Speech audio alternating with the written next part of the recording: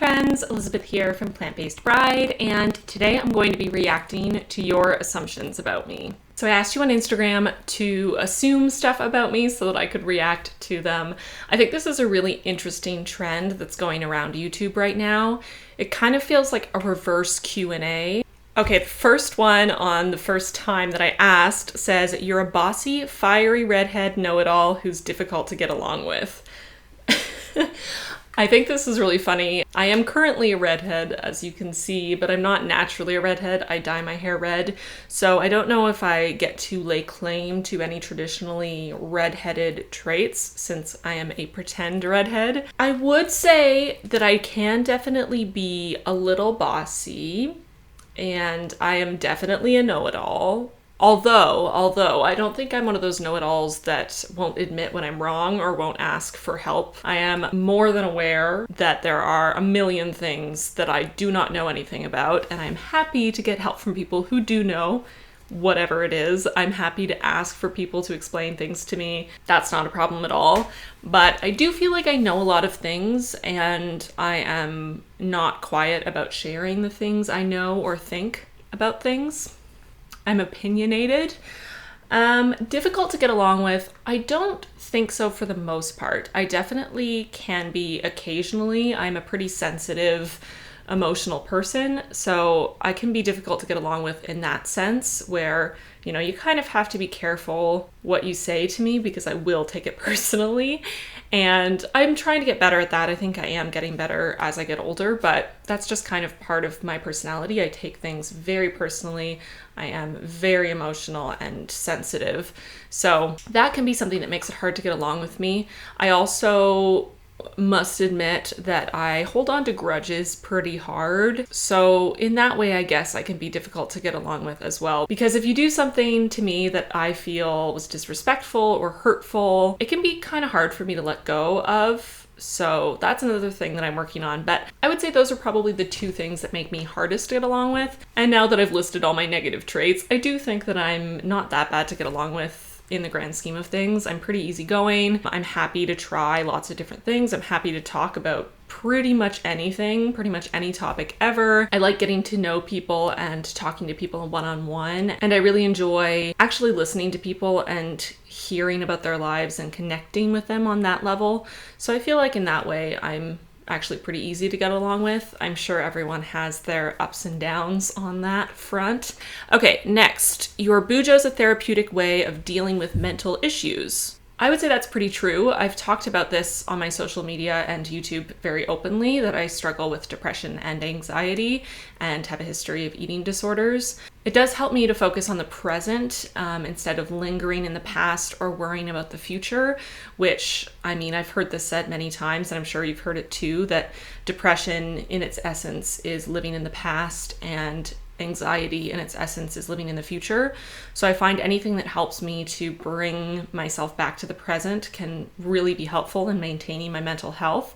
And I do find my bullet journal helps a lot with that. I would say another thing about my bullet journal, which I've mentioned before, is that the more creative aspect of it, the artistic side of it, and the designing aspect of it, that part of it for me is a form of self-care. The creative aspect and the creative expression that I find in creating my bullet journal spreads, that for me is a way for me to calm down and focus on something positive, on creating something, on using my skills to hopefully make other people happy. And that really helps when I'm not in a great place. That can help me kind of recenter myself and help to pull myself out of it. So I would definitely say bullet journaling helps with my mental health. Okay, you are a super nice person and super enjoyable company to people. Thank you. I think that's a really nice assumption. I would say I think so. It's kind of a hard thing to say about yourself. I think I'm a nice person. I genuinely try to be nice to everyone. I definitely have the capacity within me to be mean, and that came out when I was a child. But I think as an adult, I really focus so much on fostering kindness in my life. And I think that translates, even if I find, as I said earlier, I do hold grudges, but even the people I hold grudges against, I would never be intentionally mean or rude to them. I would just maybe kind of ignore them or not spend my energy on them, but I would never go out of my way to purposefully be mean to someone. I just don't think that that's the right way to handle it, even if someone's been mean to you. I do the same with my YouTube comments. If someone leaves a hate comment or a mean comment, my reaction is usually to try to speak to them on a one-on-one, more kind human basis and see where they're coming from and try to find a middle ground, instead of trying to attack them back, because it just never really works, honestly. Next, you're a peaceful person. I would say I aspire to be a peaceful person. I am not naturally one, though. I am very anxious all of the time, basically. So I would say I can find moments of peace, and I hope to someday be able to classify myself as a peaceful person, but no, I'm not, unfortunately. I wish I were. You are very kind-hearted and empathetic. I would say so. I am very empathetic naturally. And again, I try my best to be a kind person. So I would say, yeah, that's probably pretty true. You speak another language. I do. I speak French. I was in French immersion from grade 1 all the way up to grade 11 when I switched schools. So for all of that time, I was doing all of or most of my classes in French. It has gotten pretty rusty over the years. I'm now 26, so for 10 years, I haven't spoken French regularly. I'm sure it's one of those things that if I were to throw myself back into it, it would come back pretty easily because I was essentially fluent when I stopped speaking regularly. So I'm sure that's something that would come back, especially because I started learning it so young. But it's definitely very rusty now. So I apologize to any French speakers. Anytime I say something in French, I'm sure my accent is rusty, my vocabulary is rusty, my feminine and masculine is just atrocious at this point. Remembering what's feminine and masculine was always the hardest part of French for me, and honestly, it's gotten even worse in the last decade, not surprisingly. Oui, je peux parler français, mais comme j'ai dit, it's very rusty, so don't judge me. You prefer wearing neutrals. I would say up until this past year, that would have 100% been true. I used to pretty much only wear black, gray, and white for years. But recently, as you can see, I have started wearing more color. And honestly, I think that's thanks to my new hair color, the fact that I dyed my hair red, because for some reason, having red hair just made me feel like I could wear more color than I did before. And I know some people have the opposite feeling. They feel like going to red hair makes them want to draw away from bright colors because their hair is already bright, and they want to wear more neutrals. But for me, it was the opposite. Something about having red hair really made me want to pick out colors that I felt complemented the red in my hair. And I've had fun exploring color again. So I would definitely say I lean more towards neutrals still. Most of my wardrobe is made up of neutrals, but I'm having fun playing with color. Okay, I'm gonna do a few more, and then I have to leave the house and go to my therapy appointment because mental health is important. But then when I come back, I'm gonna film more. So this is not the end, but the lighting may change and I may look different. I don't know, I might put my hair in a top knot, who knows. But anyway, a few more before I go. Not all your Bujo supplies are vegan. Glue is often made from bones and markers can be tested on animals. I would say that's probably true that not all of my Bujo supplies are vegan. I do my best to look into things when I buy them if that information is available. For example, the notebooks that I use are made by DINGBATS and their notebooks are 100% vegan. And I do try to be aware of what I'm purchasing, but I have a lot of supplies left over from before I went vegan, which was almost 6 years ago now, but I still have a lot of supplies from before that time. And I also sometimes honestly forget about it. It can be easy to assume that things are vegan. If I'm buying an eraser, I'm going to assume that it's vegan, but depending on the eraser, it could not be. So it can be easy to forget that stuff, and I'm sure that I make mistakes all of the time, but that's kind of part of life, honestly, and being a vegan. No one is a perfect vegan, and you're gonna make mistakes. And if I learn that these erasers aren't vegan, this is just an example. I have no idea if these erasers are vegan or not. I'm sure they are, but it was the closest thing to me to grab. But anyway, if I find out these erasers aren't vegan, then I won't buy them anymore. It's as simple as that. You're 5'7". I am not 5'7". I'm actually 5'10". So I am 2 inches away from being 6 feet tall. I am a very tall human. yeah, that's about it. So I am going to pause this recording and go to therapy, and I will be back when I'm done. All right, so I am back from therapy and I'm going to keep reacting to your assumptions. So the first one is, I assumed you would date Jason despite his height. So this was from someone that we know in real life. It's one of my husband's best friends. And some of you, probably most of you, don't know that my husband is 5'6" and I am 5'10". So I'm actually 4 inches taller than my husband. And while I guess traditionally women are the shorter and men are the taller in a couple, honestly, that's never something that's bothered me, and it doesn't bother us at all. So you are right. I would date and marry Jason despite him being shorter than me. It honestly never comes up. You have a room full of plants. I wish I had a room full of plants. The only plant I currently have in my house that is still alive is the one behind me, and it's not doing too great. Yeah, I love plants. I think they're beautiful, but I am better at killing them than I am at helping them to survive. So, not an assumption, but could you please share your hair care routine? Your hair is gorgeous. Thank you so much. You're very kind. I definitely could do a hair care video if that's something you want to see. Let me know in the comments if you'd want to see something like that. You know, if your hair type is similar to mine, it could help you. I have very fine, straight hair, and it's very long, so maybe it'll help if I turn around. So this is where my hair goes to. My head is just straight forward. I can almost sit on my hair with my head straight forward, in case anyone cared. Anyway, if you're interested in a hair care type routine video, let me know and I could make one like that. You love your hair color. I do love my hair color. I wish it was natural because it takes quite a bit of upkeep. Red fades so quickly and I have so much hair that it just takes a lot of product to color my hair and it's expensive. So I wish it was natural, but I do love the color. I've had it for about a year now and I don't foresee wanting to change it anytime soon. You want to have kids. I do want to have kids, I think. I always wanted to have kids as a child. I always thought I was destined to be a mother.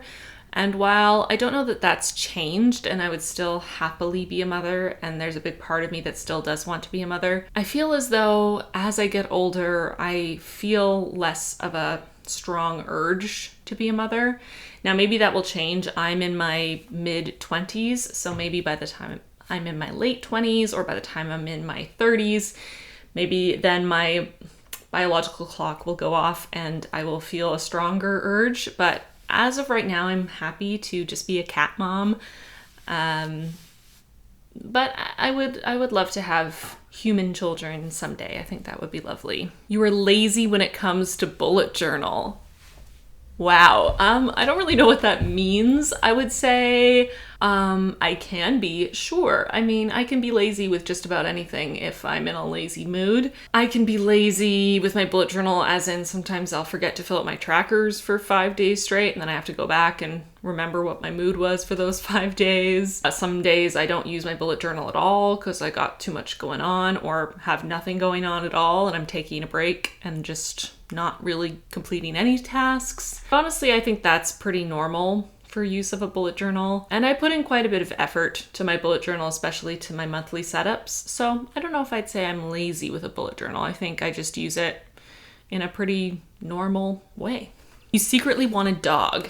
It's not secret. I would love to have a dog. I don't think we currently could have one in our current situation, but I mean, my ideal future, we would live on a farm and have a bit of a animal sanctuary going on and have even more cats and have a bunch of dogs and have horses and cows and pigs and chickens and anyway. It's not a secret, but yes, I would love to have a dog. You're really stunning and talented. Wait, that's true. You are lovely, so thank you so much. That's really nice. I don't know that I would say those things about myself, but it's very kind that you have said it, so thank you. I appreciate that. You're a really down-to-earth person and enjoy the little things in life. I would say that's true. I think I'm pretty down-to-earth, and I do love the tiny little moments. I like to appreciate the little things, and I try to do my best to recognize those little things and to take the moment to appreciate them. So yeah, I would say that's true. Can't get up without coffee. Pretty true. I'll do it if I have to, but I don't like it. You like the original trilogy better than any other episodes of Star Wars? Yes. Yes. I don't want to start a controversy. I'm actually considering starting a second channel where I can just talk about nerdy things like Star Wars and Star Trek and Firefly and Doctor Who and all of my nerdy favorites. So maybe I'd go into it if I do that. Let me know in the comments if you'd watch videos of me talking about that stuff. Yes, I very much prefer the original trilogy to any other Star Wars film that has been made. You've gotten good at hiding your feelings when necessary.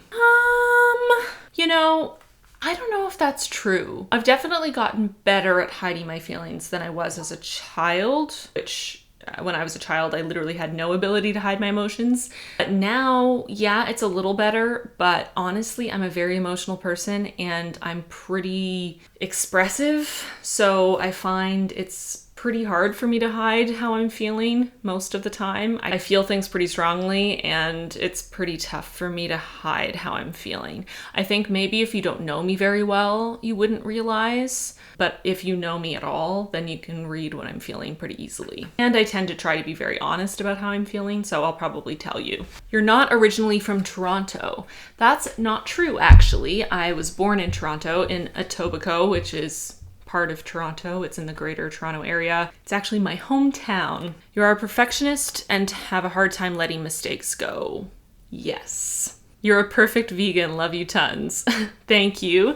I am not a perfect vegan. I don't think anyone's a perfect vegan. I try my best to only purchase vegan products. I try my best to be aware of my consumption and my impact on the planet and on the animals, but I am by no means perfect. I'm constantly learning and constantly making mistakes, even after almost 6 years. So yeah, I think that it's important to remember that no one is perfect at anything. As much as I may be a perfectionist and have a hard time letting those mistakes go when I make them, I'm aware that I will continue to make them until I die because I'm human and humans make mistakes. I think you have a super neat house and it's really big and fancy and organized and modern. That is not true. I'm very organized, but I'm not very neat. Let me know in the comments if you are the same. I like things to have a place to go and I like to organize things, but I don't like cleaning things and I don't like tidying because it feels like a waste of time. So, yeah, I would say most of this room that you can't see right now is messy and needs to be cleaned. And we definitely don't have a modern home. We live in a house that was built in 1930 and hasn't been updated since probably the 60s or 70s. We have very old wiring. We have very old kitchen appliances. The tiles in the kitchen are very outdated and cracking and falling apart. Unfortunately, we don't have a lot of say in updating those things because we're renters.